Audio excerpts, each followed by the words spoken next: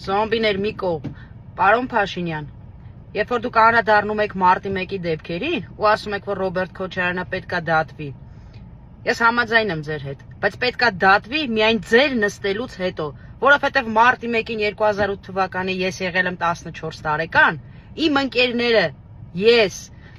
որոշ ուսուցիչներ, ովքեր սատարում էին ձեզ, պատրաստած ուտելիքները ոտքով Մասիսից բերում էին, հասցնում էին Ազատության հրապարակ, եւ դուք հորդորում եք եւ ձեր թիմը Լևոն Տեր-Պետրոսյանը, որ գանք ոչ թե ուտելիքներով, փայտերով, քարերով ու մոլոտովյան կոկտեյլներով, որպեսի հրահրենք անկարգություններ։ Ես հո դա լավ եմ հիշում, իմ ընկերները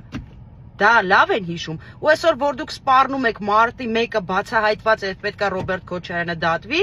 եթե պետքա դատվի միայն ձեզնից հետո։ Հիմա տեսնում ենք Բագրատ Սրբազանին ինչ անհետ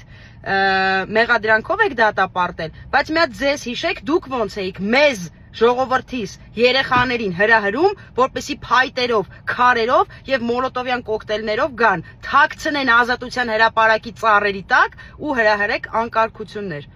Չի կարելի։